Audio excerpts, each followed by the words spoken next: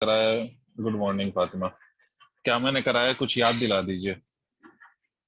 ये काफी दिन हो गए तो मुझे याद भी नहीं है क्या कराया था।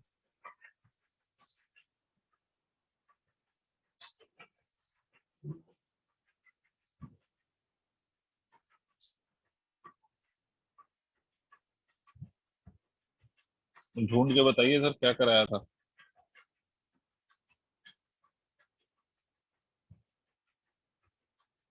इलेक्ट्रोस्टैटिक स्टार्ट किया था।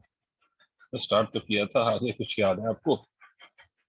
चलो स्टार्ट किया था, ये बात तो क्लियर है कि स्टार्ट किया था। तो उसमें कूलम्स लॉ पे हमने, अच्छा ठीक, कूलम्स लॉ पे हमने डिस्कशन किया था कि भाई कूलम्स लॉ पे आपको मैंने बता दिया था कि बेसिकली आप कूलम्स लॉ की अगर बात करें तो Q1 Q2 divide by are square, वो आप जानते भी हो।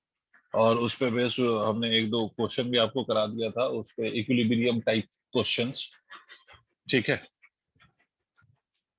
एक दूसरा जो टाइप ऑफ क्वेश्चन होता है that is based on superposition. Superposition पे बेस्ड क्वेश्चंस होते हैं। सुपरपोजिशन कहने का मतलब ये है कि आपको एक से ज्यादा चार्जेस दे दिए जाए, उसके बाद आपको किसी पॉइंट पे नेट फोर्स पूछा जाए। जैसे फॉर एग्जांपल, अगर मान लो कि मैं आपसे कहता हूँ कि ये एक स्क्वायर है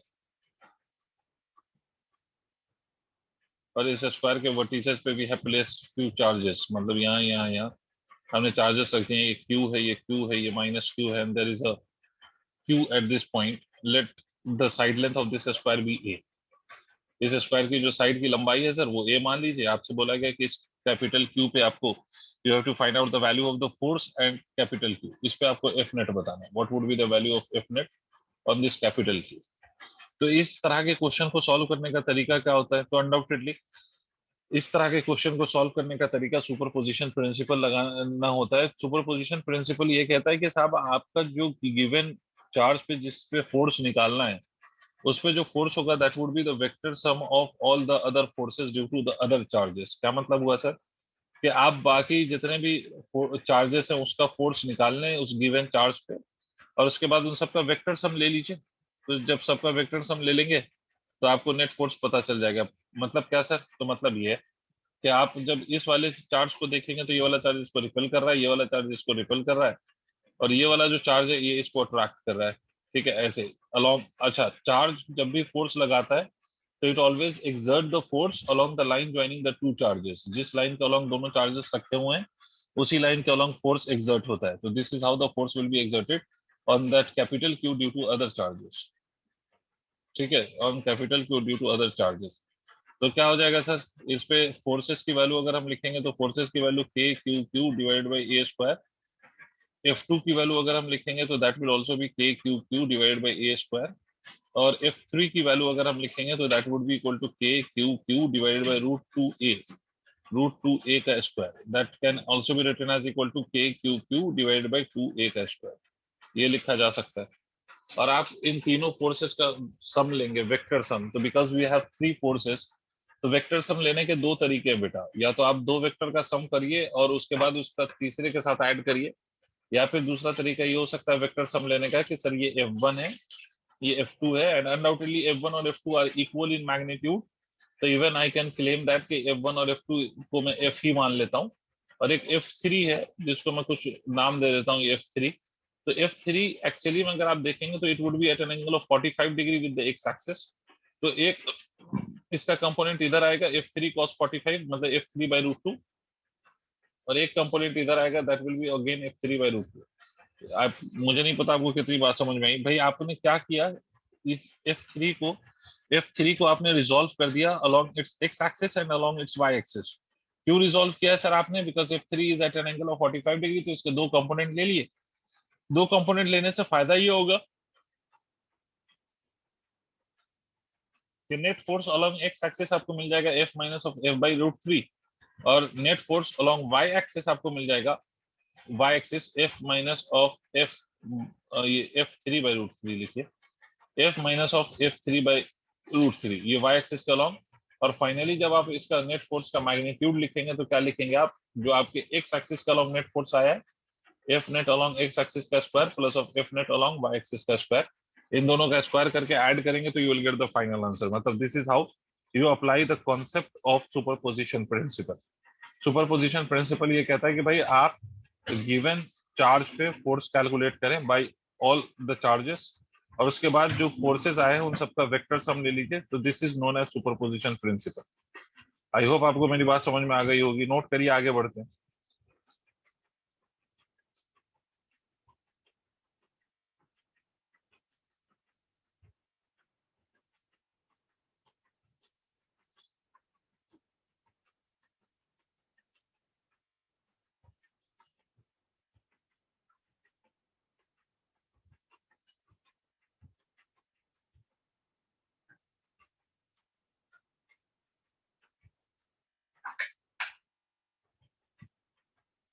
नोट करिए सर, खट से एकदम।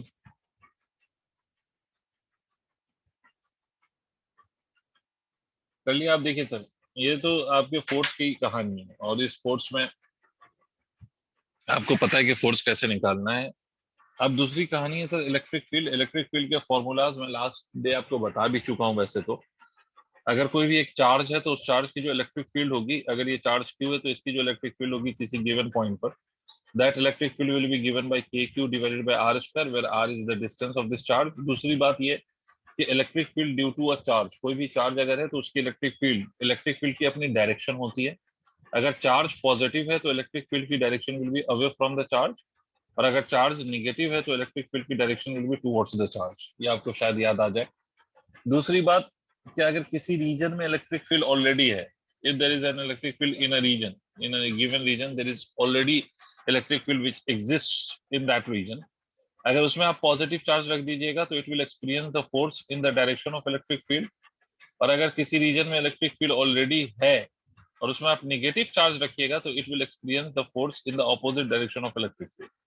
ठीक है, तो ये तो आपके इलेक्ट्रिक फील्ड की बेसिक पॉइंट्स है। दूसरी बात कि अगर आप कभी भी इलेक्ट्रोस्टैटिक फोर्स को कंसीडर करते हो तो जनरली आपका जो फोर्स ऑफ ग्रेविटी होगा that will be neglected with respect to the electrostatic force. Electrostatic force के कंपैरिजन में जो आपका ग्रेविटी है वो हम नेग्लेक्ट करते हैं, बिकॉज इलेक्ट्रोस्टैटिक फोर्स के कंपैरिजन में ग्रेविटी या ग्रेविटेशनल फोर्स की वैल्यू बहुत बहुत बहुत कम होती है, तो वो नेग्लेक्टेड होती है। अब इस पर डिफरेंट वैरायटी ऑफ क्वेश्चंस बनते हैं। जैसे पहला वैरायटी ऑफ क्वेश्चन देखिए, पहला वैरायटी ऑफ क्वेश्चन ये है कि इस पे मोशन के कॉन्सेप्ट को इन्वॉल्व करके या उसको इंक्लूड करके क्वेश्चन बनाया जाता है। कैसे?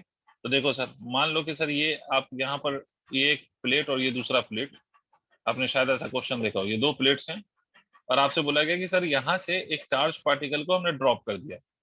That charge particle is q and the mass is m, and this charge particle is dropped from this point. From the upper plate a charge particle has been dropped, that there is an electric field between the two plates and the direction of electric field is from upper plate to the lower plate. ये electric field की already आपको direction given है, charge की value given है q, उसकी उसका जो मास है वो आपको गिवन है, मास आपको कितना गिवन है, स्मॉल m।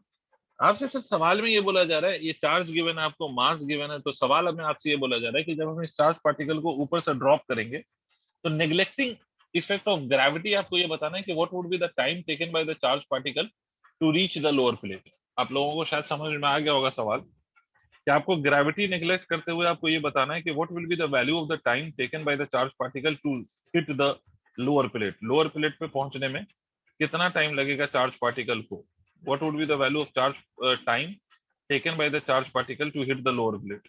कर सकते हो सर? आप लोग ट्राई करो एक बार।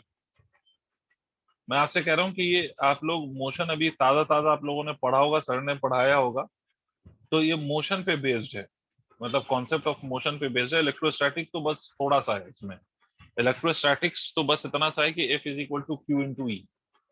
ठीक है, इलेक्ट्रिक फील्ड आपको पता है, चार्ज की वैल्यू मैंने क्यू बता रखा है, तो इलेक्ट्रोस्टैटिक्स तो बस इतना सा है। बाकी तो इसमें मोशन का कॉन्सेप्ट है, ट्राई करके देखो।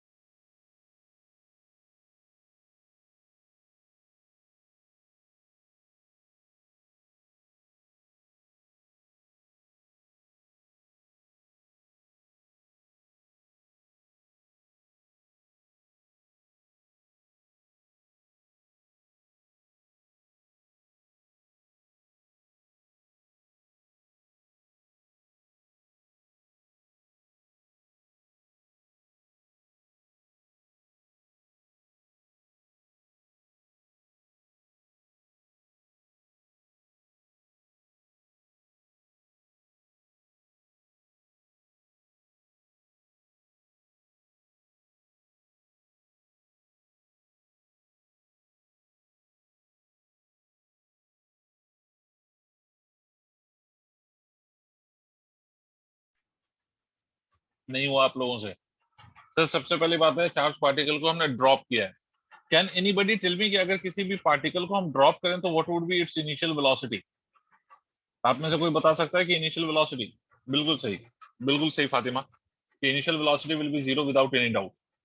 देखो सर, सबसे पहली बात तो ये कि यहाँ पर चार्ज पार्टिकल को अगर आप रिलीज करेंगे तो it will experience a force, and that force will be of course electrostatic force, and that electrostatic force would be written as QE.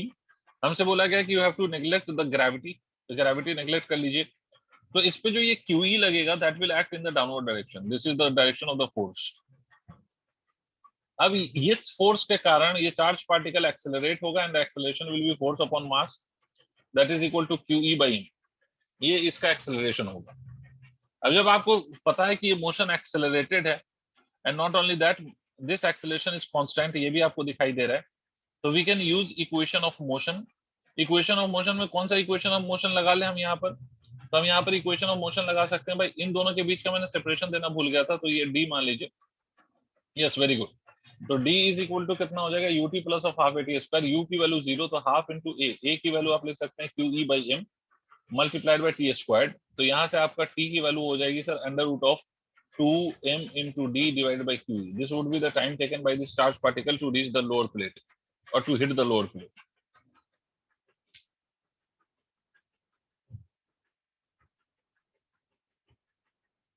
Note करिए, आगे बढ़ते हैं।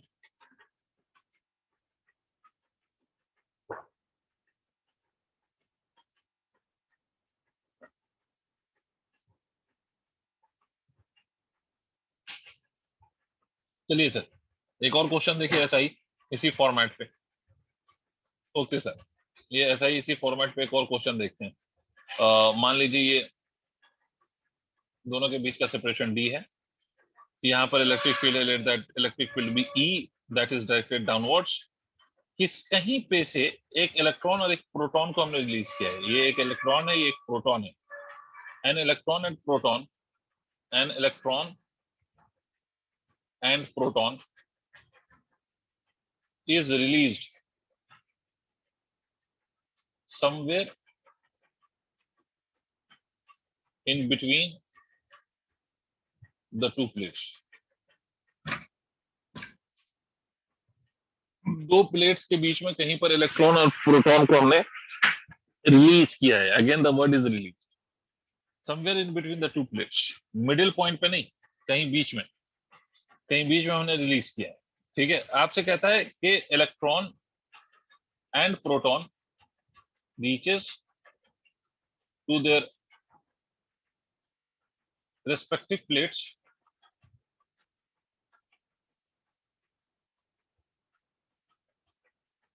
in same time, find position from where they were released। मतलब कहां से दोनों को हमने रिलीज किया, आपको वो पोजीशन बताना है जहां से इन दोनों को रिलीज किया गया है। ठीक है, आपको बस इतना करना है, मास ऑफ प्रोटॉन और मास ऑफ इलेक्ट्रॉन अलग होता है अनडाउटेडली। मास ऑफ इलेक्ट्रॉन की जगह एमई लिख लीजिएगा, एंड मास ऑफ प्रोटॉन की जगह एमपी लिख लीजिएगा। आपका सवाल ये है कि भाई अगर ये मान लो कि मैं आपको बता देता हूँ कि अगर मान लो ये एक्स है, तो ये x की वैल्यू क्या होगी, what would be the value of x from where this electron and proton has been released. और आपसे ये क्वेश्चन में बस इतना मेंशन किया गया है कि आपके जो इलेक्ट्रॉन और प्रोटॉन है दोनों अपने रिस्पेक्टिव प्लेट्स, रिस्पेक्टिव प्लेट मतलब क्या, तो मान लीजिए कि ये वाला प्लेट, जो ऊपर वाला प्लेट, वो पॉजिटिवली चार्ज है। सर आपको कैसे पता? तो मुझे इसलिए पता है क्योंकि electric field will always be directed from positive to negative. तो ऊपर वाले प्लेट से नीचे वाले प्लेट की डायरेक्शन में इलेक्ट्रिक फील्ड है, इसका मतलब है कि ऊपर वाला प्लेट पॉजिटिवली चार्ज होना चाहिए और नीचे वाला प्लेट निगेटिवली चार्ज होना चाहिए, तभी ऐसा हो सकता है। ठीक है, तो दिस इज द केस, तो इसमें ऐसा हुआ है। तो देखो तो सर, करके देखो जल्दी, दोनों को टाइम सेम लगता है to reach the respective plate, the time taken by both is same. तो टाइम अगर सेम लगता है to reach the respective plates, तो आपको बताना है कि भाई एक्स की वैल्यू क्या है। तो देखो तो सर दिमाग लगा के, and again the electron and proton has been release from this position. तो इलेक्ट्रॉन और प्रोटॉन को रिलीज किया गया फिर से, इस बात को याद रखिए।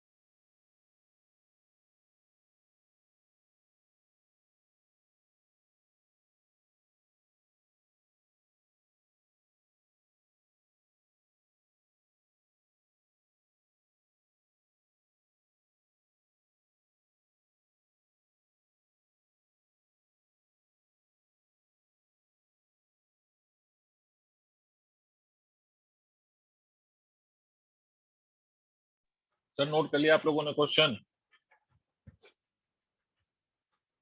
आई होप आपने नोट कर लिया होगा सर। ध्यान से देखिए, अगर पता नहीं आपको कितनी बात समझ में आई, बट इसमें अगर हम लिखें कि भाई इलेक्ट्रॉन और प्रोटॉन दोनों का चार्ज अगर मान लो कि Q है, charge of electron is equal to charge of proton, दोनों को Q मान लें magnitude wise.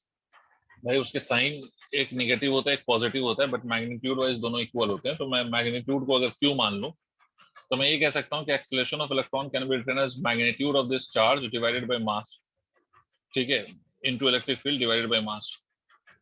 Bye force by mass will be the acceleration. इसी तरह से अगर मैं प्रोटॉन के एक्सेलरेशन की बात करूं तो that will again be written as QE divided by mass of proton. ये दोनों का एक्सेलरेशन है। अब दोनों को आपने रिलीज करा है सर, इसका मतलब दोनों की इनिशियल वेलोसिटी 0 है। एक x डिस्टेंस कवर करेगा, कौन x जाएगा ऊपर वाल, ऊपर कौन जाएगा, इलेक्ट्रॉन या proton? Which of the two will go upwards? ऊपर कौन मूव करेगा, इलेक्ट्रॉन या प्रोटॉन? Undoubtedly electron. तो ऊपर गया इलेक्ट्रॉन, तो इलेक्ट्रॉन ऊपर अट्रैक्ट होगा because electron is negatively charged, it will be attracted towards the positive plate. या इसको आप दूसरे तरीके से ये भी कह सकते हो कि आपकी इलेक्ट्रिक फील्ड नीचे है तो इलेक्ट्रॉन नेगेटिव चार्ज है, तो इलेक्ट्रिक फील्ड नीचे है तो इलेक्ट्रॉन पे जो फोर्स लगेगा वो ऊपर लगेगा। दोनों तरीके से आप कुछ भी कह सकते हो। खैर, तो इलेक्ट्रॉन कितना डिस्टेंस कवर करेगा, x, तो प्रोटॉन कितना कवर करेगा, d माइनस ऑफ x। तो इलेक्ट्रॉन को जो ये डिस्टेंस कवर करने में टाइम लगा, तो उसके लिए हम लिख सकते हैं x is equal to half into acceleration of electron, that will be equal to QE upon ME multiplied by t square. Time की वैल्यू सेम याद रहे। दूसरा प्रोटॉन के लिए आप लिखेंगे d minus of x is equal to half into QE divided by mass of proton multiplied by t square. ये आपकी दो इक्वेशंस हैं, इन दोनों को आपस में डिवाइड करिए, डिवाइड 1 and 2। तो ये आप लिखेंगे x upon d minus of x, 1 half and half will cancel out. ये QE by ME into T square divided by QE by MP into T square. अगर आप इसको फर्दर सॉल्व करेंगे तो सर QE से QE कैंसिल हो जाएगा, T square से Q स्क्वायर कैंसिल हो जाएगा। इसका मतलब x upon d minus of x will be MP upon ME। इसको अगर आप फर्दर सॉल्व करो सर,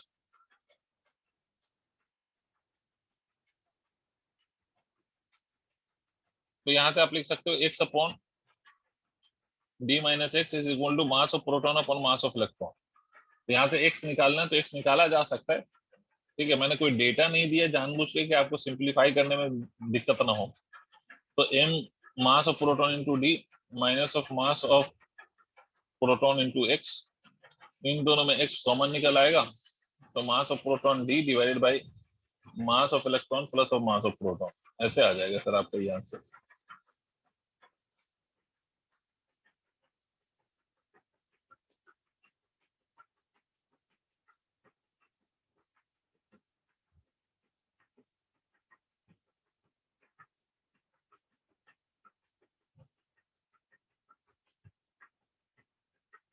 नोट करिए तो जल्दी बताइएगा नोट करके। Done, very good.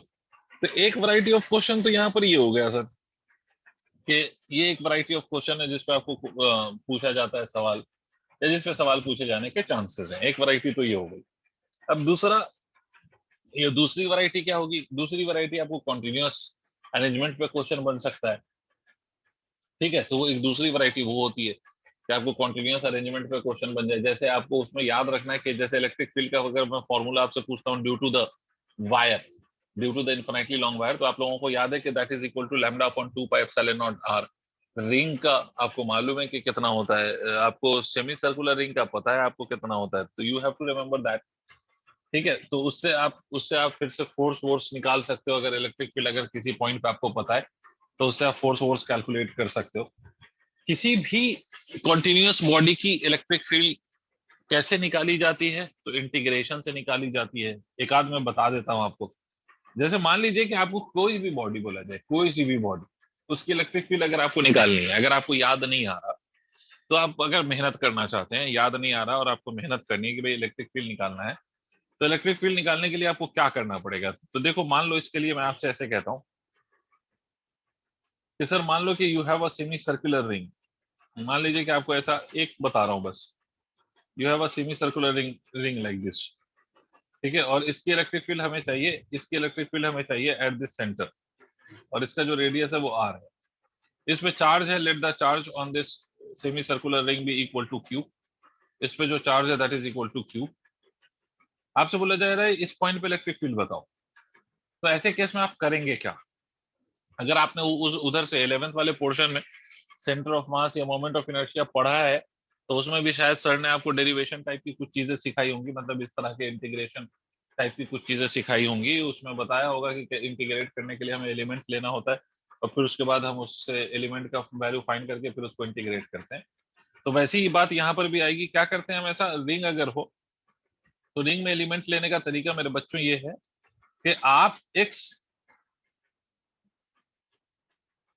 dx की एक एलिमेंट कंसीडर करिए एट एन एंगल थीटा, मतलब थीटा एंगल पे जाके एक एलिमेंट कंसीडर करिए जिसकी मोटाई कितनी है dx, और उसका एंगल कितना सबटेंड हो रहा है सेंटर पे थीटा, तो इसकी जो इलेक्ट्रिक फील्ड होगी वो ऐसे आएगी, ठीक है। इसी तरह से अगर आप इधर भी ऐसा ही करिए, इस तरह भी ऐसा ही करिए, थीटा एंगल पे जाके डी थीटा की एक एलिमेंट कंसीडर करिए, तो थीटा एंगल पे जाके एक डी थीटा की एक एलिमेंट कंसीडर करिए यहाँ पर भी, सच दैट के इसके इसका भी जो आर्क है that is equal to what, तो that is equal to dx, ठीक है। तो इसकी जो इलेक्ट्रिक फील्ड आएगी वो ऐसे आएगी। तो इसमें किसी को कोई दिक्कत?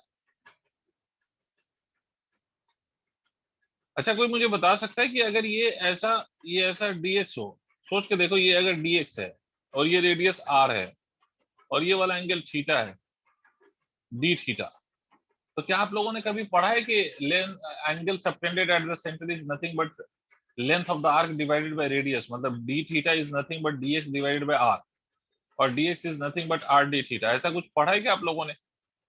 जी सर।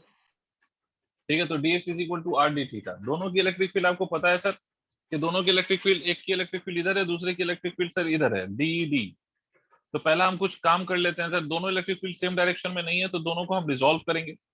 रिजोल्व करने के लिए हमने जहां जहां थीटा माना है उसके हिसाब से देखो, तो ये वाला एंगल थीटा है और इस लाइन को आपने इधर एक्सटेंड करा है, तो ये वाला अगर एंगल थीटा है तो यहाँ पर कौन सा एंगल थीटा होगा देखिए। तो अगर ये वाला एंगल थीटा है सर, तो इस वाली लाइन को और यहाँ पर आपने इसको ये एक्सटेंड किया, तो ये वाला एंगल आपको उस हिसाब से अगर आप देखेंगे तो this angle will be equal to theta, जैसा कि मुझे नजर आ रहा है, या मैं कुछ गलत कर रहा हूँ?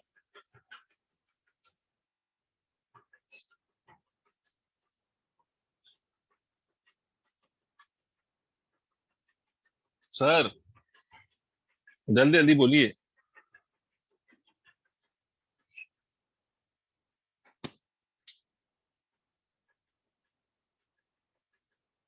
सर थीटा मैंने सही शो किया है। सर लेफ्ट वाला। हम्म,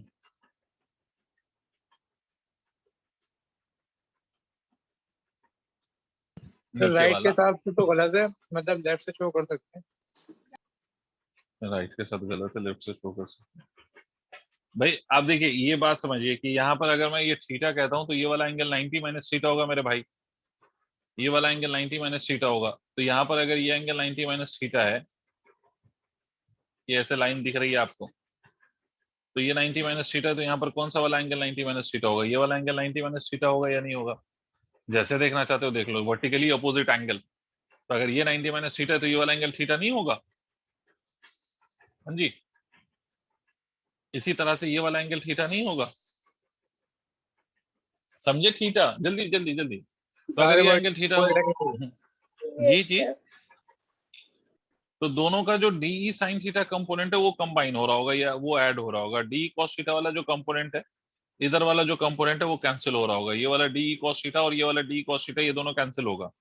तो डी कॉस थीटा कैंसिल हो जाएगा, सिर्फ डी साइन थीटा कंबाइन होगा या ऐड होगा। तो net electric field will be given by the integration of D sine theta.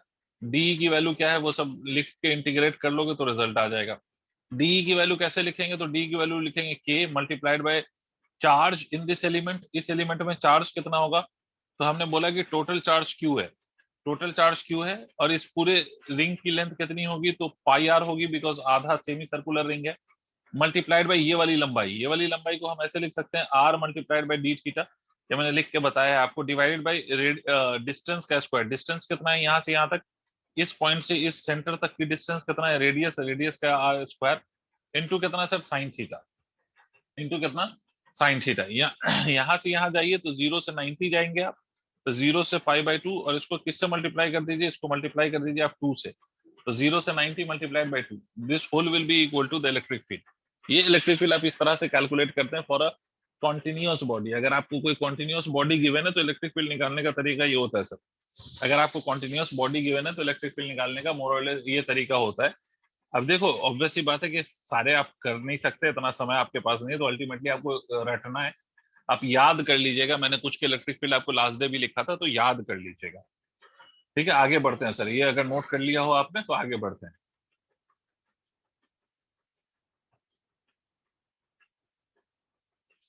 ठीक है, अब देखिए, तो कुछ के इलेक्ट्रिक फील्ड आपको मैंने लास्ट डे लिख दिया था, वो आप याद करिएगा, ये आपकी रिस्पॉन्सिबिलिटी है। तो इलेक्ट्रिक फील्ड तो ये, अब इसी में इलेक्ट्रिक फील्ड के साथ आ जाता है दूसरा कॉन्सेप्ट डाइपोल मोमेंट का। डाइपोल मोमेंट की अगर हम बात करें तो dipole, dipole and dipole moment, and dipole moment जल्दी जल्दी समझेंगे सर। जहां से क्वेश्चन ज्यादा आना शुरू होगा उस पर थोड़ा ज्यादा टाइम लगाएंगे।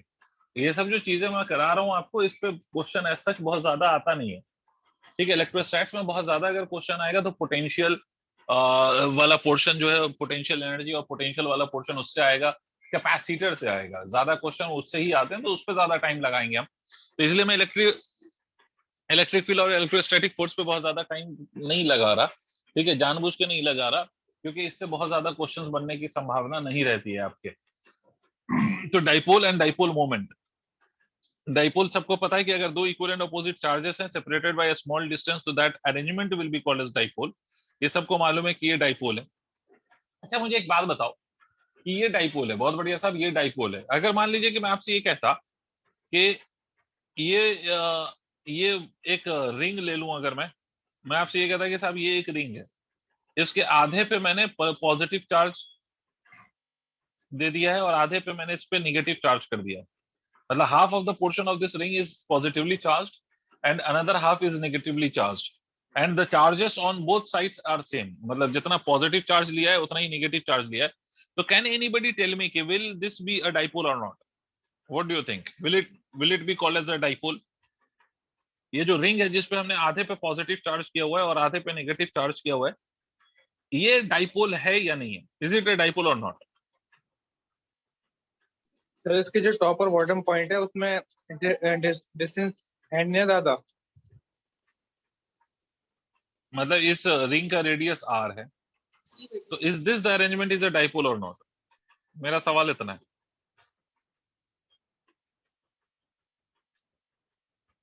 सर ये सर भी एक डाइपोल है सर। एक थोड़ी होगा सर, ये इसमें तो कई डाइपोल होंगे। बहुत सारे होंगे, बिल्कुल सही बात है। तो ये पूरा अरेंजमेंट अपने आप में एक डाइपोल है, जिसका अपना एक डाइपोल मोमेंट आता है और बाकायदा ये कैलकुलेट किया जाता है। जे वाले बच्चों को हम ये कराते हैं, आप मैं नहीं कराऊंगा क्योंकि मैक्सिमम नीट वाले। बट इस बात को याद रखिए कि ये भी अपने आप में डाइपोल है और इसका भी डाइपोल मोमेंट होता है।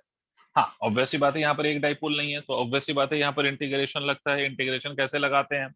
इंटीग्रेशन लगाने का तरीका ये होता है कि साहब आप ये करें कि इधर इधर आप थीटा एंगल पे जाके इधर कोई एक एलिमेंट कंसीडर कर लें नेगेटिव वाला, तो उसका डायमेट्रिकली अपोजिट इधर पॉजिटिव एलिमेंट कंसीडर कर लीजिए।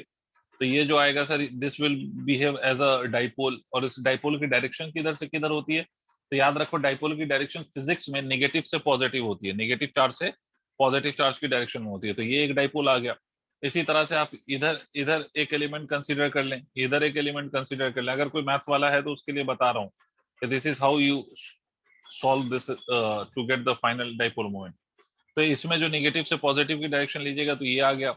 ये दोनों डीपी, इसका इसको रिजोल्व करके इसका कौन सा कंपोनेंट ऐड हो रहा है वो देखिए और उसके बाद इंटीग्रेट करिए। तो ये basically this is a way to get the dipole moment of this arrangement. मतलब कहने का ये कि ये भी अपने आप में एक डाइपोल है। नॉट ओनली दैट, मैं तो आपसे कहता हूँ कि साहब अगर कहीं पर ऐसा दिख रहा हो आपको, मैं सिर्फ आपसे पूछ रहा हूँ कि वेदर इट्स अ डाइपोल और नॉट, कि कहीं पर अगर ऐसा दिख रहा हो कि मान लो एक क्वाड्रेंट ऑफ द रिंग है और दिस इज पॉजिटिवली चार्ज और यहाँ पर सेंटर पे मैंने माइनस क्यू रख दिया और ये जितना चार्ज है ये प्लस क्यू है, will this be of dipole और नॉट? ये एक डाइपोल फॉर्म करेगा या नहीं करेगा? Answer is yes, it is also a dipole as long as you have equal and opposite charges separated by a small distance. ठीक है, तो that arrangement will be considered to be a dipole. Doesn't matter कि वो charges की value क्या है, ठीक है, but it will be considered as dipole, equal and opposite charges जब तक है. ठीक है सर. चलिए सर, तो इस डाइपोल का डाइपोल मोमेंट होता क्या? अच्छा, ये जरूरी नहीं है कि दो चार्ज के बीच का सेपरेशन 2a होगा तभी वो डाइपोल होगा. भैया ये सेपरेशन कुछ भी हो सकता है, a हो सकता है, x हो सकता है, डेल्टा x हो सकता है, कुछ भी हो.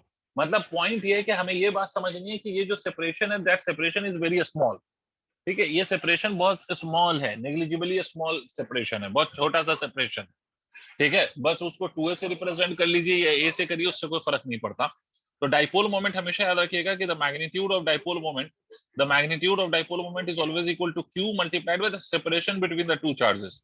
अगर दो चार्जेस के बीच का सेपरेशन 2a है तो यहाँ पर q को हम 2a से मल्टीप्लाई करेंगे. अगर ये सेपरेशन a होता तो q को हम a से मल्टीप्लाई करते हैं. तो व्हाटएवर बी द सेपरेशन, उसके अकॉर्डिंग हम डाइपोल मोमेंट को लिख सकते हैं. दूसरी बात, जब डाइपोल मोमेंट होगा तो सर डाइपोल मोमेंट के एक्सियल पॉइंट पे, इक्वेटोरियल पॉइंट पे इलेक्ट्रिक फील्ड की कुछ वैल्यूज आएगी. एक्सियल पॉइंट पे भी कुछ वैल्यू होगी और इसके इक्वेटोरियल पॉइंट पे भी कोई वैल्यू होगी. एक्सियल पॉइंट का क्या मतलब होता है? एक्सियल पॉइंट का मतलब होता है along the axis of the dipole. Axis का क्या मतलब होता है? एक्सिस का मतलब होता है the line joining the two charges के अलोंग. अगर मैं लाइन ले लूं तो that will be called as axis of the dipole. Along the length जो लाइन ली जाएगी डाइपोल के लिए, that will be called as axis of the dipole. इसका मतलब ये पॉइंट अगर मैंने ले लिया तो this will be called as axial point. और इन यहाँ से इसकी आप लोगों ने डेरिवेशन किया होगा, मैं डिराइव नहीं करूंगा, मैं डायरेक्ट रिजल्ट पे आऊंगा. ये डिस्टेंस आप यहाँ से यहाँ की r लिखते हैं और ये पूरा 2a है तो ये आधा आधा a और a होता है. तो इस पॉइंट पे जो इलेक्ट्रिक फील्ड की वैल्यू होती है, इस पॉइंट पे इलेक्ट्रिक फील्ड की वैल्यू सर वो कितनी? 2kp multiplied by r divided by r square. Minus आता है ना शायद यहाँ पर? नहीं, यहाँ पर माइनस आता है प्लस आता है? किसी को याद है?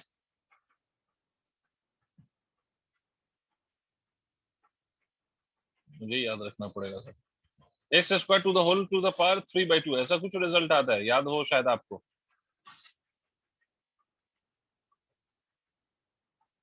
आया याद? This is r square minus of x square to the whole to the power 3/2. अगर इसी में r is greater than x हो जाए, इसी में अगर r becomes greater than that of x, if r becomes greater than that of x यहाँ पर x मत करो, इसको a कर लो क्योंकि हमने आधा आधा लेंथ a लिया है. r becomes greater than that of a. तो इस केस में क्या होता है? does anybody know कि what happens to this case? अगर r a से बहुत बहुत बड़ा हो जाए तो a को हम क्या कर देंगे? r के कंपैरिजन में नेग्लेक्ट कर लेंगे. और जी अगर हम सर, r को a के आर क्यूब कंपैरिजन हो में जाएगा नेग्लेक्ट कर नीचे, लेंगे तो ये नीचे क्या बन जाएगा? ये बन आर जाएगा क्यूब आर क्यूब, है ना. बट आर क्यूब, ऊपर वाला आर और नीचे वाला आर क्यूब कैंसिल होगा तो ये नीचे अब आर स्क्वायर रह जाएगा. तो इलेक्ट्रिक फील्ड की वैल्यू क्या हो जाएगी? इलेक्ट्रिक फील्ड की वैल्यू हो जाएगी kp 2kp divided by are square. This is the formula of electric field. This is the formula of electric field due to a dipole, provided दूसरा वाला formula तब एप्लीकेबल है when r is greater than a. अगर r is not greater than that of a तो ऊपर वाला जो formula that will be applicable. ठीक है, ये r square square. Okay, the next formula is equatorial point. ये तो एक्सियल पॉइंट था. इक्वेटोरियल पॉइंट का क्या मतलब होता है? इसका मतलब होता है minus q and this is plus q. और यहाँ से आप यहाँ से at a distance of r ले लें आप, ये फिर से ए, ये फिर से ए. तो इस पॉइंट पे जो इलेक्ट्रिक, अच्छा एक्सियल पॉइंट पे याद रखना इलेक्ट्रिक फील्ड की डायरेक्शन वही होगी जो डाइपोल मोमेंट की डायरेक्शन होगी. पी और इलेक्ट्रिक फील्ड दोनों सेम डायरेक्शन में होते हैं एक्सियल पॉइंट पे. बट जब आप इक्वेटोरियल पॉइंट कंसीडर करते हो तो इक्वेटोरियल पॉइंट पे अगर डाइपोल मोमेंट की डायरेक्शन ये होगी नेगेटिव से पॉजिटिव, तो इक्वेटोरियल पॉइंट पे जो इलेक्ट्रिक फील्ड की डायरेक्शन है वो ऑपोजिट होती है to that of the dipole moment. Dipole moment से ये ऑपोजिट होती है. तो electric field at equatorial point कितना होता है? अगर इसका फॉर्मूला लिखा जाए तो this is equal to kp divided by 4, के लिख दिया मैंने, p divided by are square plus of A square to the whole to the power 3/2. This is the formula of e equatorial. ठीक है, ई इक्वेटोरियल पे जो फॉर्मूला होगा this will B that formula. और ये आर स्क्वायर नहीं होगा, sorry, are cube. तो ए इक्वेटोरियल अगर इसमें भी if R is greater than that of A, R A से बहुत बड़ा हो, तो इस केस में इलेक्ट्रिक फील्ड की वैल्यू क्या हो जाएगी, तो that will be equal to kp divided by are cube. This will be the formula of electric field. ठीक है, तो एक्सियल पॉइंट और इक्वेटोरियल पॉइंट पे these are the formulas for the electric field. क्या एक्सियल पॉइंट पे जो electric field है that would be equal to KP upon are square minus of A square to the whole का square, and अगर r is greater then A तो KP upon R cube is the formula. और equatorial point पे जो electric field का formula है that is equal to KP upon are square plus of A square to the whole to the power 3/2। अगर R greater than that of A होगा तो KP divided by are cube हो जाएगा। लिख लिया भाई फॉर्मूला। एक और पे चर्चा करूंगा मैं, एक और फॉर्मूले पे इससे रिलेटेड चर्चा करके फिर आगे बढ़ते हैं।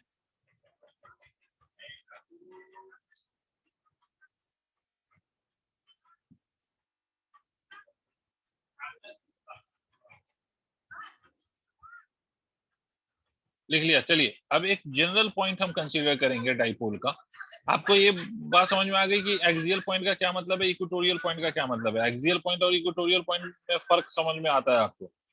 तो एक्सियल और इक्वेटोरियल अगर आपको पता है तो अब now we are in position to talk about the general point. General point का मतलब कि ना तो वो एक्सियल है ना तो वो इक्वेटोरियल है। मान लीजिए ये डाइपोल है और आपका यहाँ पर कोई पॉइंट आपने लिया है, यहाँ पर आपने कोई पॉइंट लिया है, तो ये ऑब्वियस सी बात है कि सर ये एक्सियल भी नहीं है इक्वेटोरियल भी नहीं है, ना तो ये परपेंडिकुलर है ना along the length of the dipole है। ठीक है, अगर ये पॉइंट परपेंडिकुलर बाइसेक्टर पे लाई करता तो इक्वेटोरियल कहलाता। अगर ये point along the length of the dipole lie करता तो इसको हम एक्सियल कहते हैं, but it is neither axial nor equatorial. और मान लो ये थीटा एंगल पर, तो इस केस में इस पॉइंट को हम जनरल पॉइंट कहते हैं। और इस जनरल पॉइंट पे इलेक्ट्रिक फील्ड की वैल्यू कैसे आती है, मान लीजिए माइनस क्यू है, ये प्लस क्यू है, ये वाली डिस्टेंस भी ए, ये वाली डिस्टेंस भी ए, और ये डाइपोल मोमेंट है पी।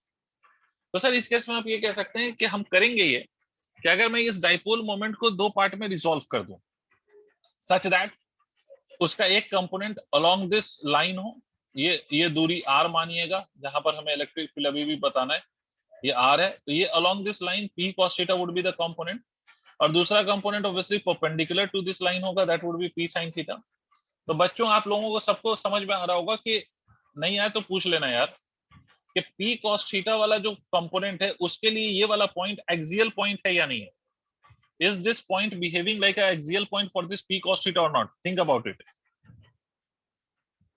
p cos theta वाला जो पॉइंट है उसके लिए ये एक्सियल पॉइंट है या नहीं है बेटा।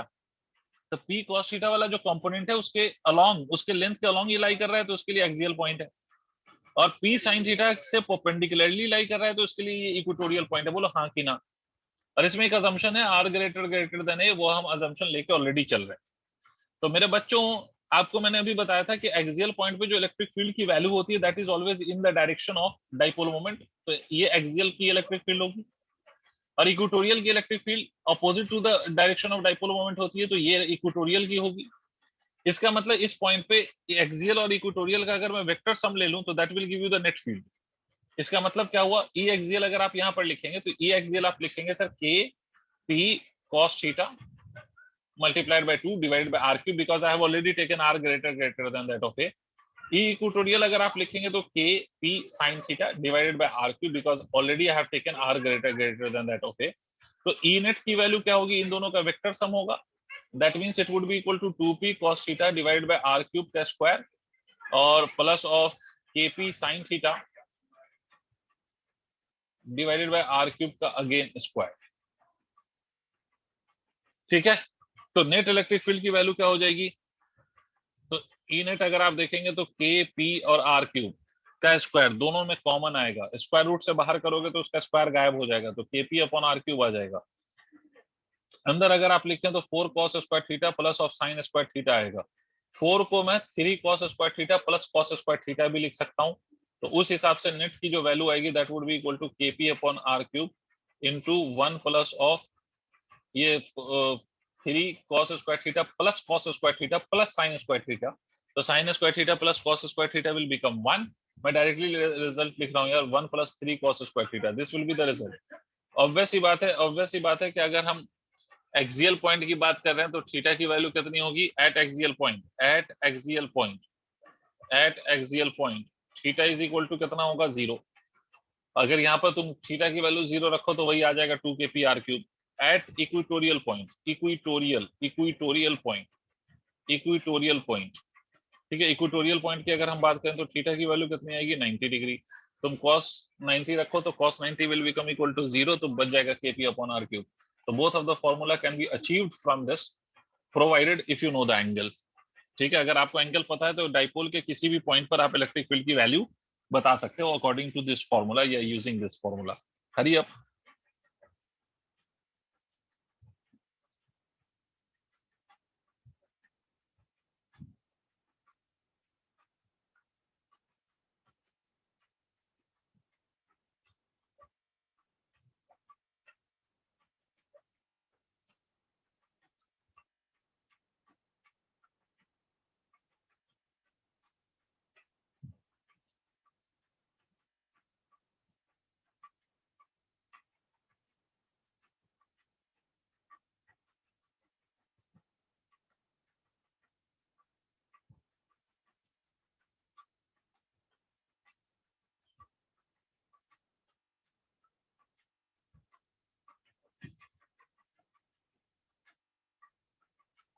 हो गया बच्चों?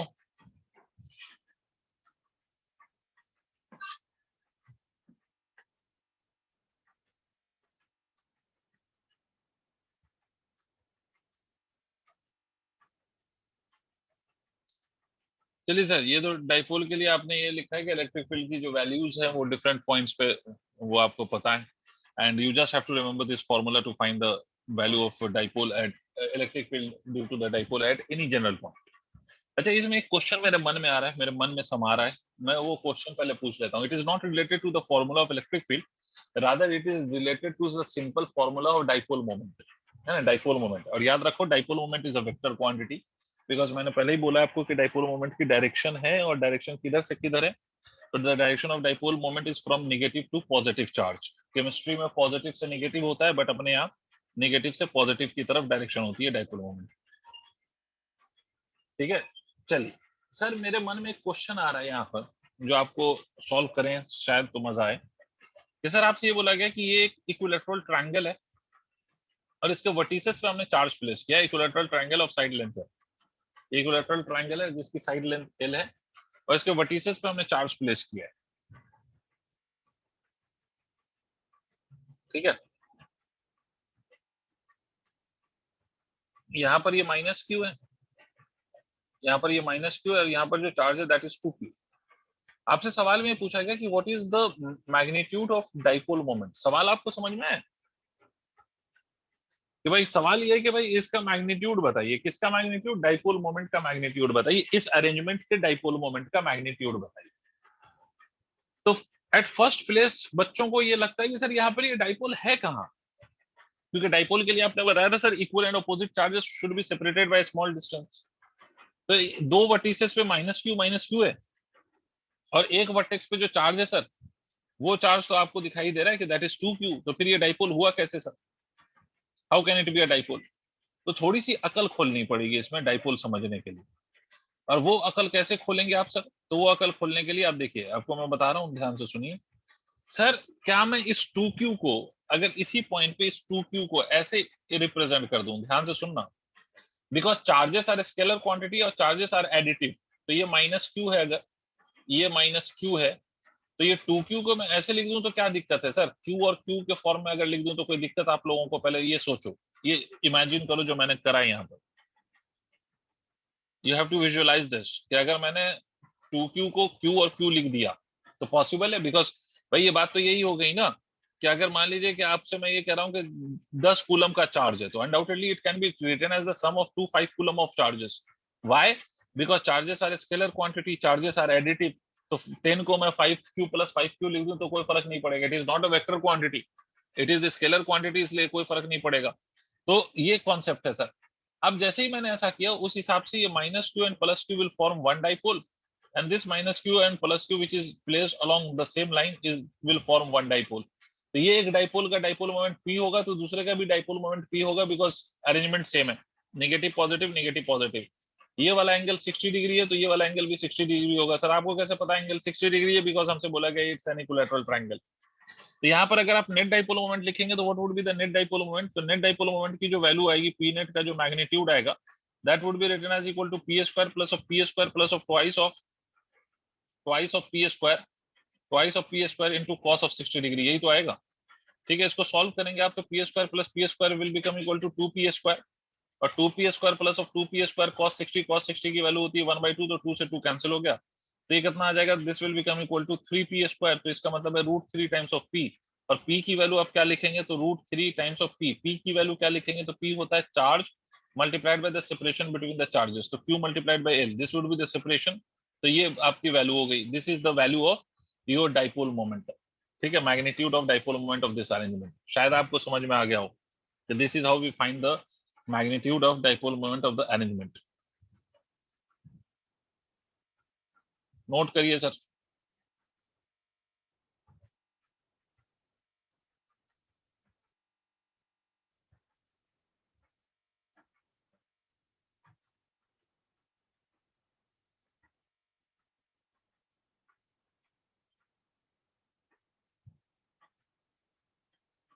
ठीक है, आगे बढ़ते हैं। तो ये तो हो गया सर इलेक्ट्रिक फील्ड या डाइपोल मोमेंट की कहानी। अब इसी डाइपोल को जब आप एक्सटर्नल फील्ड में रखते हो, and that external field is if it is uniform, तो इट एक्सपीरियंसेस अ टॉर्क, आपने पढ़ा होगा इट एक्सपीरियंसेस अ टॉर्क।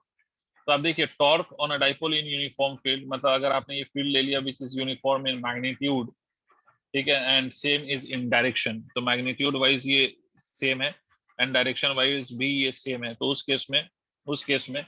उस केस में हम अगर इसमें डाइपोल प्लेस कर दें, लेट अस से कि ये डाइपोल हमने रख दिया -q and this is +q, ठीक है, सच दैट कि इन दोनों के बीच का separation is 2a and this has been kept at an angle of theta, ये आपका डाइपोल मोमेंट की डायरेक्शन है और ये थीटा एंगल पर रखा हुआ है, this is the direction of electric field. ठीक है, तो इस केस में it experiences a torque, and why does this experience a torque, because इस पे एक फोर्स लगेगा QE, एक फोर्स इस पे लगेगा QE which will act in the direction of electric field, एक फोर्स इस पे लगेगा QE which will act opposite to the direction of electric field, ठीक है, and that due to these two forces the net force acting on the dipole will be 0 because these are equal and opposite, but they will form a couple of force because they are equal and opposite, so it will be considered as couple of force, and whenever there is a couple of force acting on the body it produces a torque, और ये जो torque होता है जो इस पे लगता है that is written as equal to QE। ठीक है, QE क्या चीज हो गया है यहाँ पर, force multiplied by the separation between the two forces, ये आपका कपल है, तो Q into E into 2a sin theta, इसी को हम ऐसे भी लिख सकते हैं torque is equal to PE multiplied by sin theta, और इसी चीज को अगर आप वेक्टर फॉर्म में लिखेंगे तो torque can be written as equal to P cross of E, this is the formula for the torque acting on the dipole, whenever you will place a dipole in the uniform electric field it experiences a torque, ये तो uniform field में अगर आप रखेंगे तो it will experience a torque, but अगर आपकी field uniform नहीं है, नॉन यूनिफॉर्म, तो क्या होगा। अच्छा, इस केस में याद रखिए कि एफ नेट की वैल्यू 0 है, net force is equal to 0, why it is 0 because the forces are equal and opposite, hence the net force is 0, net force तो 0 होगा, इसमें कोई शक वाली बात नहीं है, टॉर्क लगेगा बट नेट फोर्स 0 होगा। अब आते हैं दूसरी बात पे कि सर इसी केस में सर अगर आप ऐसा मान लीजिए कि आपकी जो इलेक्ट्रिक फील्ड है वो non uniform, electric field non uniform हो, तो क्या होगा सर, मतलब क्या, नॉन यूनिफॉर्म का मतलब हो गया कि मैग्नीट्यूड और डायरेक्शन हर पॉइंट पे चेंज हो रही हो, या मैग्नीट्यूड चेंज हो रहा हो या डायरेक्शन चेंज हो रही हो, दोनों केस में it will be considered as non uniform, तो उस केस में dipole will experience force also, the force will not be equal to 0 in that case. भाई अगर डाइपोल मतलब नॉन यूनिफॉर्म फील्ड में रख दोगे तो डाइपोल पे फोर्स लगेगा, ठीक है, force will not be equal to 0, how will you calculate that force, तो इसके लिए मैं एक पार्ट कंसीडर कर रहा हूँ कि -q है सर, ये +q है, और मान लीजिए इन दोनों के बीच का सेपरेशन डेल्टा x है, अब ऐसा मान लीजिए, और इलेक्ट्रिक फील्ड नॉन यूनिफॉर्म है, तो अनडाउटेडली इलेक्ट्रिक फील्ड की मैग्नीट्यूड और डायरेक्शन दोनों चेंज हो रही है, तो it will be changing magnitude wise as well as direction wise, ठीक है, because electric field is non uniform, ठीक है, तो मैग्नीट्यूड वाइज भी चेंज हो रहा होगा, डायरेक्शन वाइज भी चेंज हो रहा होगा, तो आप इमेजिन करो मेरे बच्चों कि अगर यहाँ पर इलेक्ट्रिक फील्ड E है, मान लीजिए यहाँ पर इलेक्ट्रिक फील्ड E है, तो यहाँ पर electric field E plus delta E है, और वैसे भी थोड़े भी अगर आपने फिजिक्स पढ़ी है क्लास 12th में, तो आपको पता है कि जितना इलेक्ट्रिक फील्ड पास आ रही होगी, जितना separation between the electric field lines कम हो रहा होगा, वहां पर उतना इलेक्ट्रिक फील्ड की स्ट्रेंथ हम अज्यूम करेंगे कि ज्यादा है, और जितना सेपरेशन बढ़ेगा इलेक्ट्रिक फील्ड की स्ट्रेंथ उतनी कम होगी, ये आपने पढ़ा होगा शायद, more is the separation between the field lines, more would be the less will be the strength of field, or more less is the separation between the field lines, more will be the strength of field at that point, ठीक है, तो उसके according हम ऐसे show कर सकते हैं। तो इस पे जो फोर्स लगेगा पॉजिटिव चार्ज पे, वो इधर लगेगा। This force will be equal to Q multiplied by the electric field at this point E plus of delta E। और इस पे जो फोर्स लगेगा that would be Q multiplied by E, that will be acting in the opposite direction. ठीक है, तो ये forces की डायरेक्शन होगी आपके। ठीक है, इसका मतलब there would be a net force and that net force is not going to be zero, that force is not going to be zero. ठीक है, तो इस पे जो नेट फोर्स होगा that net force will be written as equal to Q into E plus of Q into delta E minus of Q into E। मैंने subtract कर दिया डायरेक्टली, क्योंकि there are two forces equal and opposite, तो directly मैंने उसको subtract किया है। ठीक है, डायरेक्टली सब्ट्रैक्ट कर दीजिए, तो ये आपका फोर्स की वैल्यू आ गई। तो एफ नेट की वैल्यू कितनी आ गई? एफ नेट की वैल्यू आ गई sir Q multiplied by delta E, this is the force. अब सर अगर मैं ये नेट फोर्स के लिए इसमें एक और चीज समझिए कि अगर ये जो मैंने फोर्स निकाला है इसको अगर मैं डेल्टा एक्स से डिवाइड और मल्टीप्लाई कर दूं, तो ये एफ, या इसको एफ को ऐसे ही रहने दीजिए, एफ नेट को। राइट साइड पे आप डेल्टा ई को डेल्टा एक्स से मल्टीप्लाई और डेल्टा एक्स से डिवाइड कर दीजिए, multiply and divide by delta x. अगर आप इसको डेल्टा एक्स से मल्टीप्लाई और डेल्टा एक्स से डिवाइड करेंगे तो क्या होगा sir? What will be the case, what will happen to this? अगर आप डेल्टा से एक्स से मल्टीप्लाई और डेल्टा एक्स से डिवाइड कर दें तो क्या लिख सकते हैं आप इसको? तो सोचिए आप कि ये जो डेल्टा ई है, ये delta E as it is रहेगा, but Q multiplied by delta X, can I write it as dipole moment? Think about it, can I call this as dipole moment? भाई इसको मैं ऐसे लिख सकता हूँ ना, यहाँ देखिए बच्चों, ये delta E by delta x as it is रखिए, इसको आप Q इंटू डेल्टा एक्स को डाइपोल मोमेंट लिख सकते हैं ना। सोचिए, इसका मतलब एफ नेट की वैल्यू को मैं क्या लिख सकता हूँ? एफ नेट की वैल्यू को मैं लिख सकता हूँ dipole moment multiplied by delta E by delta x. या इसी बात को मैं ऐसे भी लिख सकता हूँ कि F net is nothing but, इसी को डिफरेंशियल फॉर्म में लिखूं तो dE by d x, that means rate of change of electric field with the distance multiplied by the dipole moment will give me the force in these cases। मतलब जब आपकी electric field variable होगी तो rate of change of electric field with the distance multiplied by the dipole moment itself will give me the value of force on the dipole। Clear है? ये note करो ये formula, एक example लेता हूं फिर आगे बढ़ेंगे।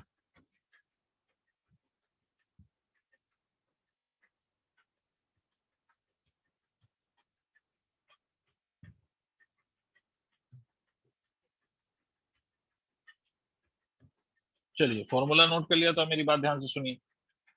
जैसे मान लीजिए मैं आपसे कहूं कि भाई एक ये डाइपोल है और यहाँ पर एक चार्ज रखा हुआ है। आपसे बोला गया कि ये चार्ज की जो दूरी है from the centre is R, this is a dipole जिसका डाइपोल मोमेंट मान लीजिए कि पी है। इसके बारे में और कुछ भी नहीं बोला गया, आपसे सिंपली बोला गया कि the dipole moment is P. और आपका क्वेश्चन ये है कि भाई you have to find out the force on this charge due to the dipole moment. Charge पे आपको फोर्स बताना है, और किसके कारण बताना है? तो ड्यू टू दिस डाइपोल आपको चार्ज पे फोर्स बताना है। चार्ज पे फोर्स की वैल्यू निकालना है ड्यू टू दिस डाइपोल। कैसे निकालेंगे सर? अब इस बात को समझो, ये ऐसे नहीं निकाल सकते आपके सर हम डाइपोल के पॉजिटिव चार्ज और डाइपोल के नेगेटिव चार्ज दोनों का वो कर लेंगे कि सर फोर्स इंडिविजुअली कैलकुलेट करेंगे और उसके बाद फिर हम उन दोनों को सम कर लेंगे या सबट्रैक्ट कर लेंगे या ऐड कर लेंगे। देखो एक तरीका ये हो सकता है कि इस चार्ज पे आप डाइपोल पे नेगेटिव चार्ज का फोर्स निकालिए और इसी चार्ज पे डाइपोल के आप पॉजिटिव चार्ज का फोर्स निकालिए, उसके बाद उन दोनों का वेक्टर सम ले लीजिए। तो this can be the one method to solve the problem. But the problem with us is कि हमें डाइपोल के बारे में, डाइपोल का जो चार्जेस है उसके बारे में कुछ गिवन ही नहीं है। हमें चार्ज पता ही नहीं है डाइपोल का कितना चार्ज है, नहीं है। तो charge of the dipole is not known to me, तो इसलिए हम वो मेथड तो नहीं लगा सकते ना यहाँ पर। That method is not applicable because you don't know the value of the charges. तो चार्ज की वैल्यू नहीं पता है तो इसलिए आप इंडिविजुअल चार्ज का फोर्स थोड़ी निकाल के उसका वेक्टर सम कर लोगे। सिर्फ आपको क्या गिवन है? आपको सिर्फ गिवन है पी जो है आपका, that is the dipole moment, ये गिवन है। सेंटर से आपके जो चार्ज की दूरी है दैट इज आर, वो गिवन है। और मैं एक और अजम्पशन दे देता हूं कि आर इज ग्रेटर देन ए, ये गिवन। मतलब आपको डाइपोल के चार्जेस गिवन नहीं है। ठीक है, तो क्या करेंगे सर हम इस केस में? अच्छा एक बात तो क्लियर है कि ये जो डाइपोल की इलेक्ट्रिक फील्ड होती है, अच्छा एक बात बताओ, ये जो डाइपोल है उस डाइपोल के लिए ये चार्ज एक्सियल पॉइंट पे रखा हुआ है या इक्वेटोरियल पॉइंट पे रखा हुआ है? क्या लगता है आप लोगों को? Is the charge placed on the axial point of the dipole or on the equatorial point of the dipole? Obviously axial। और axial पे आपको मालूम है कि इलेक्ट्रिक फील्ड का फॉर्मूला होता है 2kp divided by r cube in the case कि when r is greater than a, जैसा आपको क्वेश्चन में मेंशन है ऑलरेडी, तो उसमें जो इलेक्ट्रिक फील्ड का फॉर्मूला होता है that is 2kp divided by r cube, और आपको मालूम है कि r चेंज होगा, that means the distance from the dipole को चेंज करोगे तो इलेक्ट्रिक फील्ड की वैल्यू चेंज होगी, ये आपको पता है। तो इसका मतलब है सर कि इलेक्ट्रिक फील्ड की वैल्यू वेरिएबल है, और इलेक्ट्रिक फील्ड अगर वेरिएबल है तो उस केस में हम फोर्स कैसे निकालें? तो जो मेथड मैंने आपको डाइपोल पे बताया था वही मेथड आप चार्ज पे लगा सकते हैं ना, या आप उल्टा कर सकते हैं। इस बात को आप समझिए कि भाई मुझे चार्ज पे फोर्स निकालना है, तो मुझे एक बात बताओ, जितना फोर्स इस चार्ज पे लगेगा क्या आपको नहीं लगता कि उतना ही फोर्स इस डाइपोल पे भी लगेगा? नहीं समझे भाई, जितना फोर्स चार्ज पे लगेगा उतना ही फोर्स डाइपोल पे लगेगा, because electrostatic force is equal and opposite always, है ना, equal in magnitude opposite in direction. तो हम फोर्स ऑन डाइपोल निकाल लें, force on dipole due to charge, force on dipole, dipole due to charge, क्योंकि हमें मालूम है कि डाइपोल को अगर नॉन यूनिफॉर्म फील्ड में रखा जाए, dipole due to charge non uniform field में रखा जाए तो फोर्स क्या होता है? फोर्स होता है P dE by dx, where x is distance, right? यहां पर किसको आप डिफरेंशिएट करेंगे? तो P dE by dr of electric field due to the charge, और वो इलेक्ट्रिक फील्ड ही वेरिएबल है फॉर द डाइपोल, तो वो आप लिखेंगे, वो आप कितना लिखेंगे? KQ divided by R square. ठीक है, किसी भी जनरल डिस्टेंस पे electric field due to the given charge will be equal to KQ divided by R square. इसको आप डिफरेंशिएट कर दीजिए विद रिस्पेक्ट टू R, तो फोर्स की वैल्यू क्या हो जाएगी? देखिए, K P into KQ, KQ is a constant, R square 1 upon R square का डिफरेंशिएशन करिए तो क्या लिखेंगे आप? 1 अपॉन R स्क्वायर, ऊपर जाएगा तो R टू द पावर -2 हो जाएगा, तो ये हो जाएगा -2 R टू द पावर -3। तो फोर्स की वैल्यू कितनी हो जाएगी? Minus of 2KQ into P divided by RQ. This will be the value of the force acting on the dipole, and the force that will act on the dipole will be same as the force acting on the charge due to the dipole, because electrostatic force is action reaction pair, तो जितना charge पे लग रहा है उतना ही dipole पे भी लगेगा, वाइस वर्सा।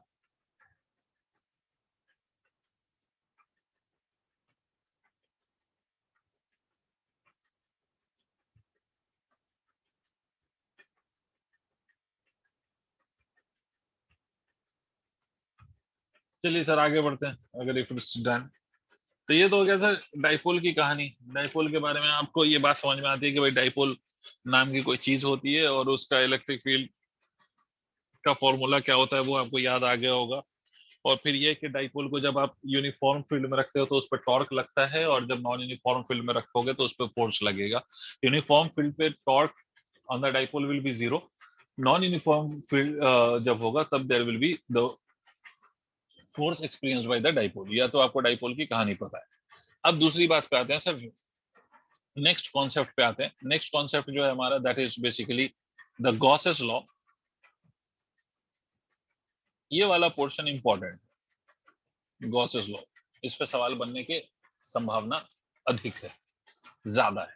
ठीक है, कौन से लॉ पे? Gauss's law. अब गॉसेस लॉ क्या है, क्या कहता है, जल्दी से अपन याद करेंगे। इससे पहले कि अपन गॉसेस लॉ याद करेंगे उससे पहले फ्लक्स भी तो पढ़ना पड़ेगा। मुझे उम्मीद तो नहीं है कि आपको याद होगा, तो इलेक्ट्रिक फ्लक्स, इलेक्ट्रिक फ्लक्स पहले समझिए, उसके बाद गॉसेस लॉ हम समझेंगे। अच्छा, मैं इतनी उम्मीद कर सकता हूँ कि you know what is meaning of electric field lines. Electric field lines आपको पता होगी, that I can imagine, right. और दूसरा ये कि इलेक्ट्रिक फील्ड लाइंस की कुछ प्रॉपर्टीज आपको शायद याद होगी। वैसे मैं इलेक्ट्रिक फील्ड लाइंस बताऊंगा, प्रॉपर्टीज ऑफ कंडक्टर में एक सेक्शन मैं कराऊंगा जो आपके लिए ब्रांड न्यू सेक्शन होगा। जितनी चीजें कराऊंगा उतनी चीजें आपने पढ़ी नहीं होंगी, तो उन सब में हम टाइम ज्यादा लगाएंगे जो आपके लिए बिल्कुल नई चीजें हों। तो इतना तो मैं मान के चलता हूं कि आपको इलेक्ट्रिक फील्ड लाइंस के बारे में पता है कि जब भी इलेक्ट्रिक फील्ड होगी तो electric field can be represented by field lines, and those field lines is basically called as electric field lines. इतना तो मैं मान के चल रहा हूं कि आपको इतना तो पता होगा, बिकॉज आपने 12th में पढ़ाई करी होगी। अब इलेक्ट्रिक फ्लक्स क्या है कि कोई भी अगर आप सरफेस ले लें और उस सरफेस को if you place inside the electric field, तो जितनी भी इलेक्ट्रिक फील्ड लाइंस पास होती है उस सरफेस के through perpendicular to that surface, that is basically called as its electric flux. अब इलेक्ट्रिक, अच्छा एक बात याद रखिएगा कि कोई भी सरफेस, उसका सरफेस का एरिया जो होगा that is always a vector quantity. Area is always a vector quantity, remember. Flux, flux लिखने के लिए हम एरिया को वेक्टर नहीं बना रहे, एरिया अपने आप में ही वेक्टर क्वांटिटी है। तो एरिया अगर वेक्टर क्वांटिटी है, तो एरिया अगर वेक्टर क्वांटिटी है, तो एरिया अगर वेक्टर क्वांटिटी है तो उसकी कोई डायरेक्शन भी होगी। तो हमेशा याद रखो कि एरिया की जो डायरेक्शन होती है किसी भी सरफेस के, एरिया की जो डायरेक्शन होती है वो किधर होती है? तो वो परपेंडिकुलर टू द सरफेस होती है। तो अगर मान लीजिए कोई आप इलेक्ट्रिक फील्ड लाइंस है कहीं पर और उसमें आप किसी सरफेस को प्लेस कर देंगे ऐसे, तो किसी सरफेस को प्लेस कर देंगे तो उस सरफेस के थ्रू कुछ फील्ड लाइंस क्रॉस कर रही होगी या पास कर रही होगी। तो कितनी फील्ड लाइंस उस सरफेस से क्रॉस या पास करती है, that is basically called as its electric flux. Basic मतलब याद रखो, फ्लक्स का बेसिक मतलब होता है फ्लो ऑफ फील्ड लाइंस। तो किसी भी सरफेस को अगर हमने प्लेस कर दिया इलेक्ट्रिक फील्ड में, तो कितनी फील्ड लाइंस उस सरफेस के थ्रू फ्लो हो रही है, that is basically called as its electric flux. तो इलेक्ट्रिक फ्लक्स का बेसिक मतलब ये है। अच्छा, ये नॉर्मल की डायरेक्शन है, ठीक है, ये इलेक्ट्रिक फील्ड है।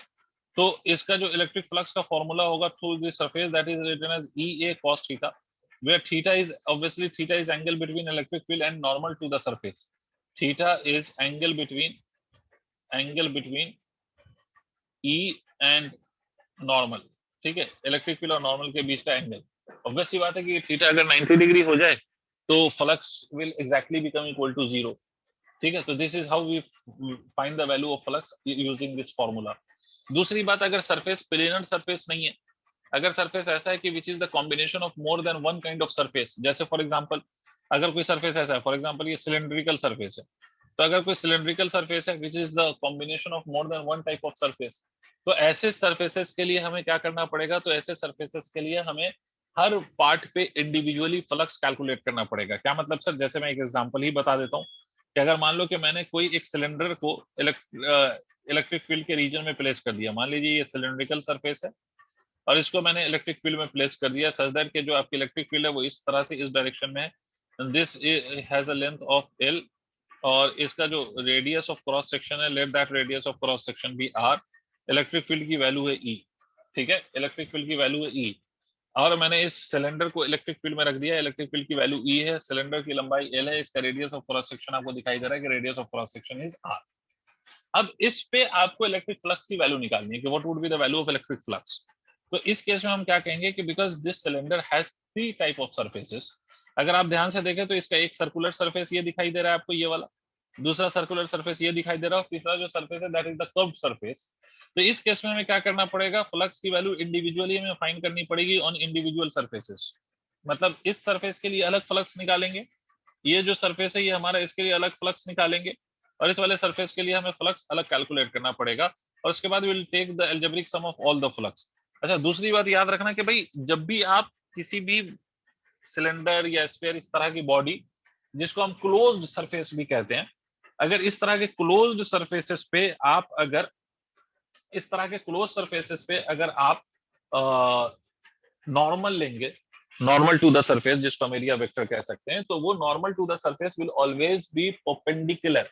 will always be perpendicular and will be directed out of the surface, that will not be directed into the surface, that has to be directed out of the surface, surface के बाहर, outward direction में वो होना चाहिए, ठीक है। तो outward direction में होना चाहिए। तो ये आपका ये नॉर्मल है इस तरफ, ये नॉर्मल है यहाँ पर, ये नॉर्मल है यहाँ पर। अनडाउटेडली आपको दिखाई दे रहा है कि इस नॉर्मल और इलेक्ट्रिक फील्ड के बीच में, मतलब कर्व सरफेस का जो नॉर्मल है और इलेक्ट्रिक फील्ड इसके बीच का एंगल 90 है, तो theta is equal to 90 degree, तो फ्लक्स की वैल्यू इस केस में 0 है। यहाँ पर थीटा की वैल्यू 0 डिग्री है, और इस वाले नॉर्मल और इलेक्ट्रिक फील्ड के बीच का जो एंगल है that is theta is equal to 180 degree. तो आप जब फ्लक्स लिखेंगे तो फ्लक्स क्या लिखेंगे, आप लिखेंगे E इंटू इसका कर्व सरफेस एरिया, ठीक है, curve surface area, curve surface कह रहा हूँ सॉरी, सर्कुलर सरफेस एरिया, तो pi R square multiplied by electric field, लिख चुका हूँ पहले ही, into cos of 0 plus of E into pi R square into cos of 180 degree, ठीक है। तो फ्लक्स की वैल्यू कितनी हो जाएगी, फ्लक्स की वैल्यू हो जाएगी E into pi R square minus of E into pi R square, because cos 180 is minus, तो फ्लक्स की वैल्यू कितनी हो जाएगी 0। मतलब कहने का कि अगर if you have more than one surface, अगर एक से ज्यादा सरफेस का कॉम्बिनेशन है आपका गिवन क्लोज सरफेस, तो हर पार्ट पे आपको इंडिविजुअली फ्लक्स की वैल्यू कैलकुलेट करनी है। You have to find out the flux individually at every portion and then you have to take the algebraic sum because flux is a scalar quantity. I hope आपको समझ में आ गया होगा।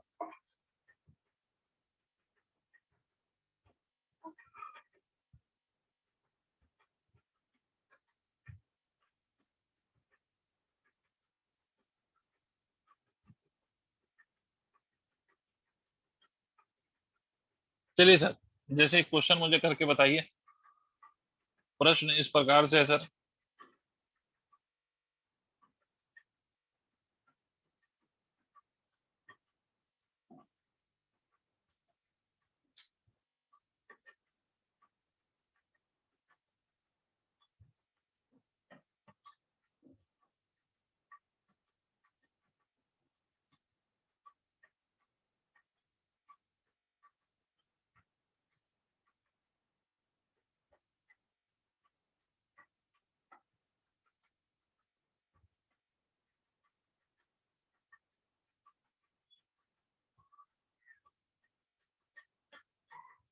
ये आपको एक क्यूब दिख रहा होगा, इसकी साइड लेंथ a है, the side length of this cube is a, और ये ओरिजिन से the left portion is eight a distance of a again, ये आपका ओरिजिन है।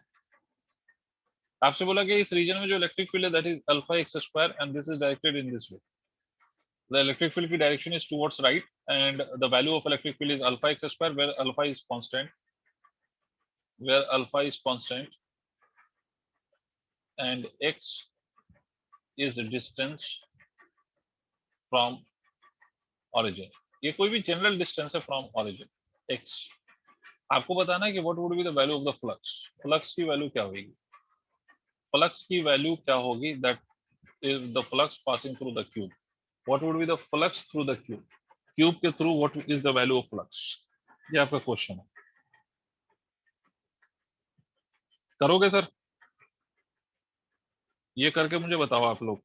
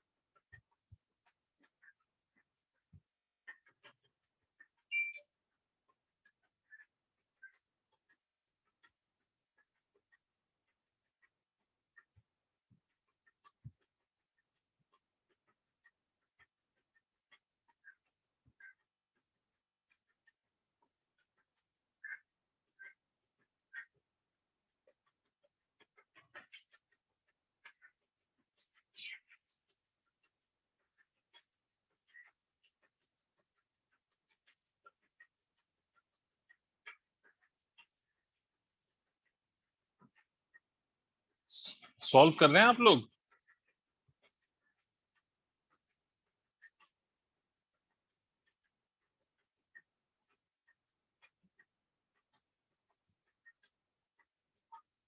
ठीक है, करिए।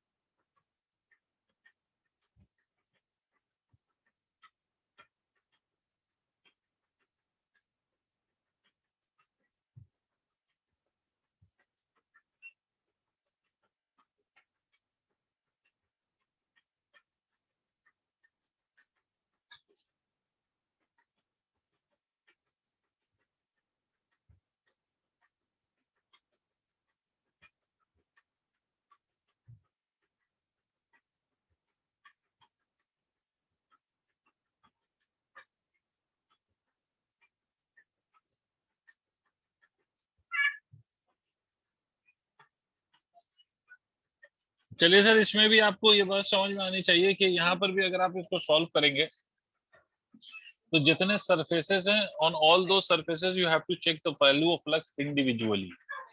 ये cube basically you can treat this cube as the combination of 6 surfaces. 6 surfaces का कॉम्बिनेशन है ये, and all of those 6 surfaces are individually a square surface. अगर आप यहाँ पर ध्यान से देखोगे तो ये ऊपर वाला जो सरफेस है, ये नीचे वाला जो सरफेस है, एक पीछे वाला सरफेस और एक आगे वाला सरफेस, इन सबको अगर आप देखिए तो इनके जो नॉर्मल्स हैं, नॉर्मल टू दीज सरफेसेस, ये इधर नॉर्मल, ये इधर नॉर्मल, आगे वाले का normal will be out of the screen, पीछे वाले का normal is into the screen. अगर आप इन सारे नॉर्मल का आप देखें तो इलेक्ट्रिक फील्ड के साथ the angle that it will be forming will be 90 degree, and because the angle of these normals is 90 degree with the electric field, तो इसलिए आप ये कह सकते हैं कि सर इसका जो फ्लक्स होगा इन 4 सरफेसेस का, that flux will be equal to 0। The flux due to these 4 surfaces will be equal to 0, है ना? तो यहाँ पर एक्चुअली में अगर आप फ्लक्स देखेंगे तो किस दो का आएगा? ये एक सरफेस और ये एक दूसरा सरफेस, इन दोनों का फ्लक्स आएगा। इस पे इधर नॉर्मल ले लीजिए और इस पे इधर नॉर्मल ले लीजिए, ठीक है? तो आपको ये दिखाई दे रहा होगा कि यहाँ पर जो थीटा की value that would be equal to 0 degree, यहाँ पर थीटा की वैल्यू जो है इस वाले सरफेस के लिए that is equal to 180 degree. So flux will be only because of the right surface and because of the left surface. That due to the two surfaces there will be the value of the flux. But ये जो flux आप लिखेंगे तो ध्यान से सुनिएगा, यहाँ पर जो electric field है, that electric field is not constant. Electric field is rather variable. इसका मतलब electric field at the right surface and electric field at the left surface will not be same. दोनों सरफेसेस पे electric field की value same नहीं है। सीधी बात है कि इलेक्ट्रिक फील्ड की value is not same on the right surface and on the left surface, सीधी बात। तो राइट वाले सरफेस पे इलेक्ट्रिक फील्ड की वैल्यू और लेफ्ट वाले सरफेस पे इलेक्ट्रिक फील्ड की वैल्यू सेम नहीं है। तो राइट सरफेस पे जो इलेक्ट्रिक फील्ड की value that would be written as equal to alpha multiplied by right surface का डिस्टेंस फ्रॉम द ऑरिजिन, तो that is equal to 2a का स्क्वायर, बिकॉज राइट वाले सरफेस का ऑरिजिन से जो डिस्टेंस है वो a plus a will be equal to 2a square, तो that is equal to 4a square multiplied by alpha. और लेफ्ट वाले सरफेस के लिए जो इलेक्ट्रिक फील्ड की वैल्यू होगी E left that will be equal to alpha multiplied by X की जगह आप क्या रखेंगे ए स्क्वायर। आई होप आपको मेरी बात समझ में आ गई। तो नेट फ्लक्स की वैल्यू आप क्या लिखेंगे, तो आप लिखेंगे 4a square alpha multiplied by the area of each surface of a cube. हर सरफेस ऑफ अ क्यूब का जो एरिया होगा that would be A square, है ना, because each surface is itself a square, तो area will be equal to side का square, तो side का square multiplied by cos of 0 degree, ठीक है, प्लस ऑफ लेफ्ट वाले सरफेस के लिए अगर हम बात करें तो alpha into A square is the electric field multiplied by A square which is the area of the surface multiplied by cos of 180 degree. पता नहीं आप में से कितनों का ये आया है यहाँ तक का रिजल्ट। तो ये लिखेंगे आप 4a to the power 4 alpha minus of cos 180 is negative, तो minus of alpha a to the power 4, the result to this will be equal to 3 alpha a to the power 4। This is my final answer. हाँ, अगर ये मान लो कि electric field अगर constant रहती तो यहाँ पर भी फ्लक्स की वैल्यू 0 होता, बिकॉज जितना राइट सरफेस के फ्लक्स होता उतना ही लेफ्ट सरफेस का फ्लक्स होता है, एंड दोनों फ्लक्स इक्वल एंड अपोजिट होने के कारण दोनों कैंसिल आउट हो जाते हैं and net would have become equal to 0। But in this situation because electric field is not constant, it rather it is variable, तो राइट वाले सरफेस का जो फ्लक्स है और लेफ्ट वाले सरफेस का जो फ्लक्स है दे आर नॉट इक्वल, तो इसलिए आपका जो रिजल्ट होगा वो 0 नहीं होगा।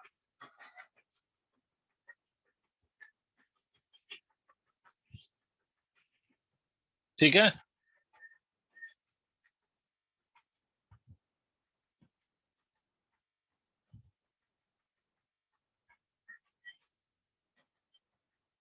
ठीक है सर। तो this is the concept related to the flux.